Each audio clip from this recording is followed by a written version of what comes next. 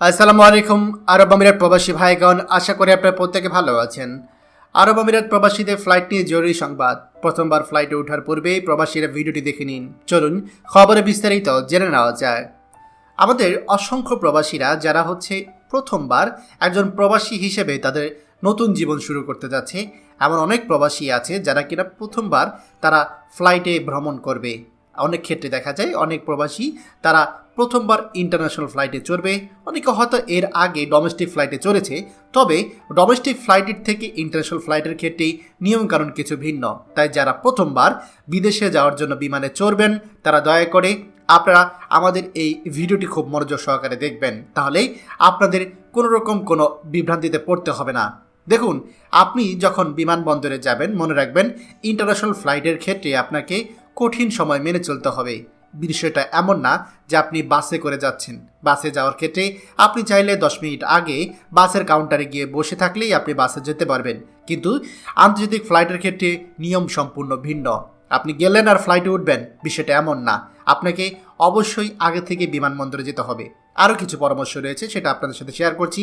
যেমন বাড়ি থেকে আপনার পাসপোর্ট, টিকিট সহ ভ্রমণে প্রয়োজনীয় ডকুমেন্টস চেক করে নিন। যদি আপনার ভিসার কাগজটি আলাদা হয়ে থাকে সেটি অবশ্যই সাথে নেবেন। যানজটের বিষয়টি মাথায় রেখে আপনি যাত্রা শুরু করুন। ফ্লাইটের 3 ঘন্টার আগেই বিমানবন্দর উপস্থিত হন। আমি আবার বলছি, আপনার ফ্লাইটের যে সময় তার 3 ঘন্টা আগেই বিমানবন্দরে উপস্থিত থাকুন। চেক ইন কাউন্টার খুঁজে পেতে বিমানবন্দরের ভেতরে থাকা বিভিন্ন স্থানে যে নির্দেশিকা মনিটর রয়েছে সেখানে নজর রাখুন। যদি নিজে পড়তে না পারেন কারো সহায়তা নিন। ফ্লাইটের 1 ঘন্টা আগেই এয়ারলাইন্সের বোর্ডিং কাউন্টার বন্ধ হয়ে যায়, এরপর আসলে আপনি চেকিং করতে পারবেন না। আমি আবারও বলছি, আপনার ফ্লাইটের যে বোর্ডিং টাইম রয়েছে সেই টাইমের ভিতরে আপনাকে উপস্থিত থাকতে হবে।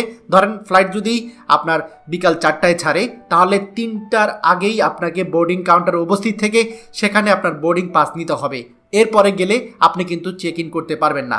চেক ইন করার সময় যে কটি লাগেজ জমা দেবেন সেই কটি লাগেজের ট্যাগ বুঝে নিন। আপনার passport, boarding card, luggage tag বুঝে নিয়ে তারপরেই চেক ইন কাউন্টার আপনি ত্যাগ করবেন। চেক ইন সম্পন্ন করার পর অযথা ঘোরাফেরা না করে ইমিগ্রেশন সম্পন্ন করুন এবং সম্পন্ন করে আপনি পুনরায় বিমানবন্দরে থাকা যে বিভিন্ন নির্দেশিকা মনিটর রয়েছে সেখানে নজর রাখুন। আপনার বোর্ডিং কার্ডে অথবা মনিটরে নির্দেশিত গেট ব্যবহার করে উড়োজাহাজে উঠুন।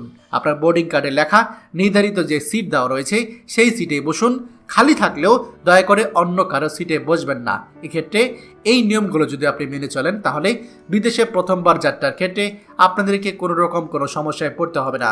খবরটি আমাদের সকল প্রবাসী ভাইদের সাথে এখনই শেয়ার করে সবাইকে এই গুরুত্বপূর্ণ খবরটি জানার সুযোগ করে দিন। আর আপনি যদি আমাদের এই চ্যানেলে নতুন হয়ে থাকেন অবশ্যই আমাদের চ্যানেলটিকে সাবস্ক্রাইব করুন প্রবাসীদের সকল গুরুত্বপূর্ণ খবর সবার আগে পাওয়ার জন্য।